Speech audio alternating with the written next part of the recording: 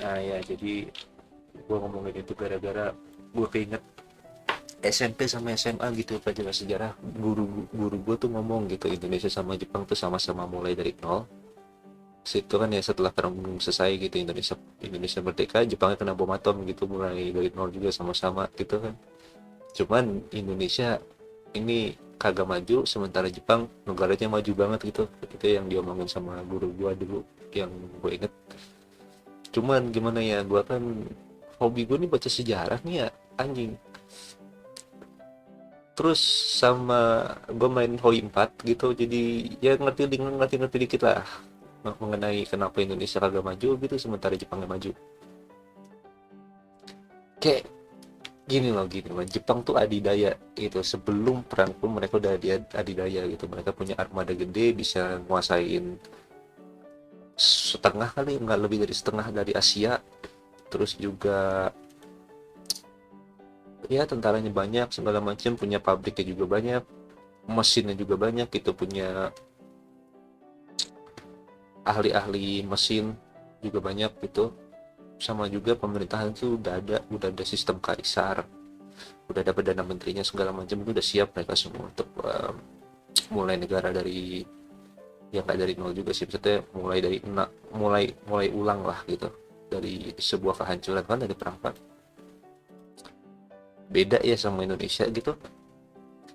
Baru-baru ini tuh gue baru belajar juga gitu soal yang sebelum itu gue kagak tertarik sama sekali soal pasca kemerdekaan tuh kita ngapain sih negara kita gitu, pas zaman Soekarno terutama tuh gue kagak tertarik, dan juga sebenarnya kagak kagak dipelajarin sama orang Indonesia kebanyakan ya, karena itulah kita kan ya, udah dimasukin foto aja gampang. Indonesia tuh merdeka nggak langsung merdeka gitu, kita merdeka 17 Agustus, sebenarnya 18 baru ada pemerintahan. Habis itu sama itu perang kemerdekaan kan ya, baru diakui sama PBB tahun 49. Ya benar kata Prabowo, ini benar gitu, kita dibantu sama Amerika banget gitu kan buat kedaulatannya. Karena panjang lah ceritanya, singkat cerita, Belanda kan habis dijajah juga ya sama Jerman.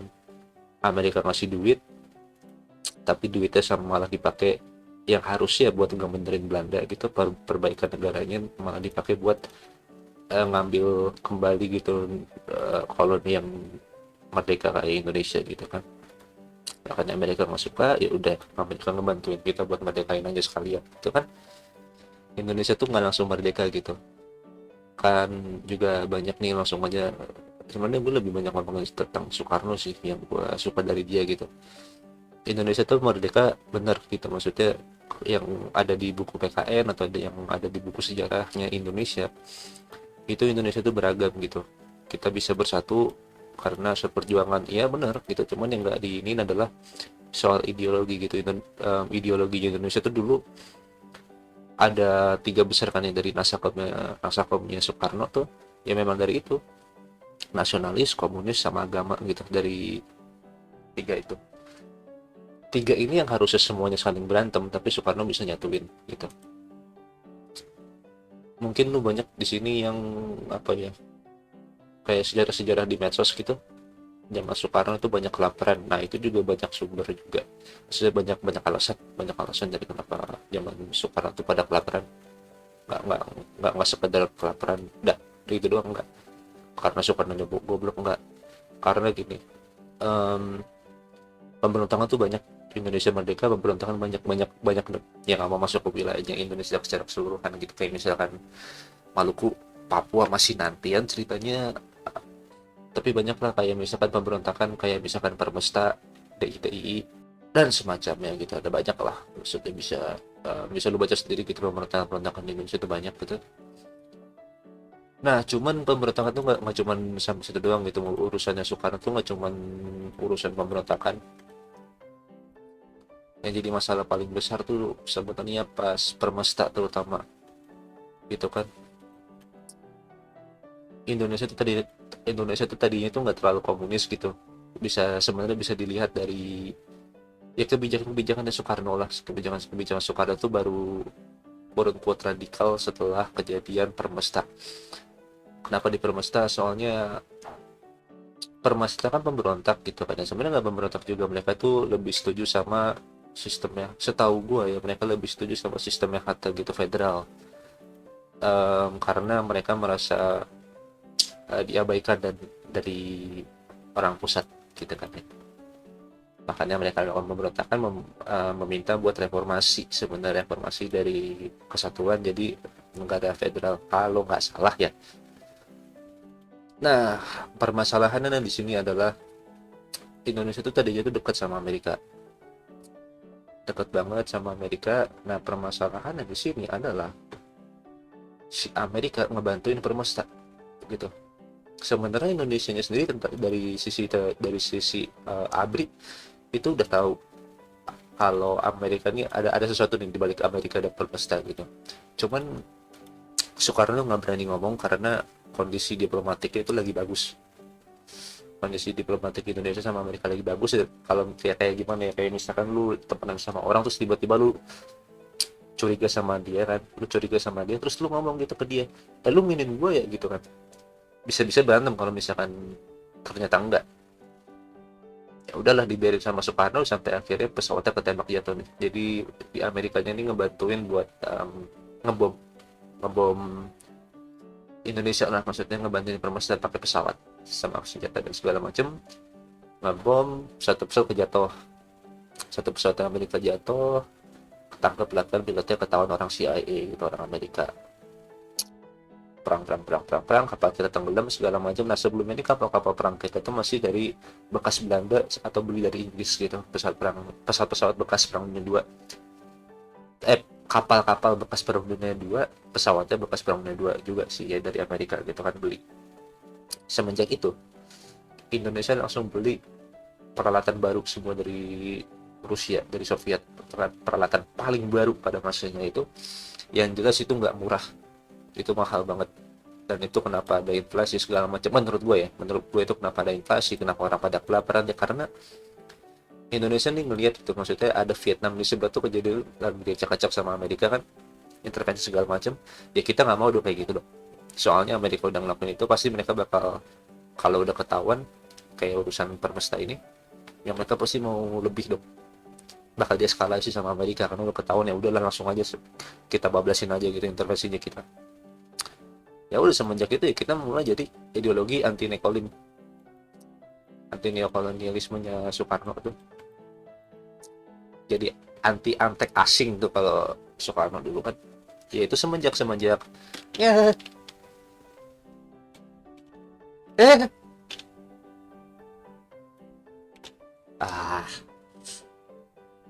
ya anti nekolem ya, semenjak itu dan kelaparan segala macam gitu kan, kayak yang populer di TikTok, nggak di TikTok sih, kagak pernah TikTok sih anjing, di Twitter gitu, soal sebenarnya di zaman Soekarno tuh pada kelaparan segala macam. Ya alasannya itu sebenarnya, kalau kagak ini kita perang sama Amerika anjing. PKI itu bukan bukan masalah kudeta lagi, udah pasti perang sipil jadinya. Tembus mulu. Wah, ngaco nih gue mainnya.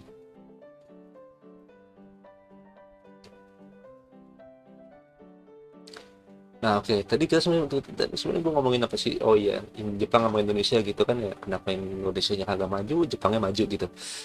Ya gitu, sebetulnya Indonesia itu banyak urusan. Sementara nih kita baliklah ke Jepang nih, kita ngomongin happy-happynya dulu kan ya. Jepang tuh happy banget mereka.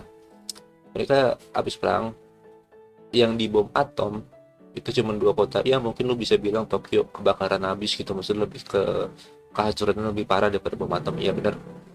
Cuman kotanya mereka yang masih masih banyak gitu yang tersisa. Pabriknya juga banyak, mesin-mesin alat perang gitu, kayak misalkan tank atau masih pesawat yang kagak ditembak jatuh, itu semua bisa dikonversi gitu. Jadi misalkan mesin kapal nelayan lah, atau enggak mesin pabrik kecil lah, atau segala macam itu bisa dikonversi semua tuh mesin kan. Mereka udah punya pabrik gitu, maksudnya tenaga-tenaga nggak, pekerjaan ini udah ngerti semua nih urusan pabrik nih ngapain itu kan, gue harus ngapain nih buat dari misalkan ganti pabrik helm jadi pabrik panci lah segala macam, jadi gampang lah mereka. Balik lagi beda sama Indonesia, Indonesia itu dapat harus perang terus gitulah. Terus juga balik lagi ke soal pemerintahan gitu, pemerintahan Indonesia ini pemerintahan baru gitu, baru dibentuk sama BPUPK sama PPKI yang dari Jepang gitu, sistemnya itu dari Jepang. Mereka yang ngebantuin kita buat bikin pemerintahan, kita nggak punya pengalaman buat bikin pemerintahan, sementara mereka udah ada gitu, udah ada strukturnya perdana menteri, atasnya kaisar, kaisar nggak usah ngapa-ngapain, perdana menteri itu yang kerja, udah ada perdana menteri loh. Nah, sementara Indonesia gitu, kita masih bingung ini republik ini apaan gitu, apakah kita di sistemnya diktator atau sistemnya demokrasi, harus harus debat di parlemen segala macam, atau nggak, wakil kita siapa, Hatta, kita harus ngomongin, kita harus dengerin Hatta atau ngomongin dengerin Soekarno gitu loh. Kita tuh masih nggak tahu, kita masih bingung gitu cara cara buat bernegara tuh kayak gimana kalau zaman itu ya. Oke, terus balik lagi kan ke guru sejarah gue, sebenarnya benar gitu apa kata dia gitu, kenapa dia menyampaikan ini, ya karena biar generasi muda ini nggak korupsi gitu. Soalnya dia ngomong kayak gitu, soalnya ya Indonesia nggak maju karena korupsi. Ya bener sebenarnya, tapi nggak itu doang, faktor itu faktor kecil sebenarnya, korupsi itu nggak begitu ngaruh. Itu bisa gua panjangin lagi gitu, karena semua negara itu korupsi. Lu mau ngomongin negara semaju apa, semuanya korupsi, nggak cuma Indonesia doang. Tidak menormalisasikan, cuman kita ini nggak spesial gitu masalah korupsi. Itu gua bakal ngomong lebih panjang lagi nanti di video lainnya. Mungkin itu doang sih yang ini gua selesai dulu game nanti. Terserah lu udah mau ngapain, gue cuma ngomong doang deh. Bye.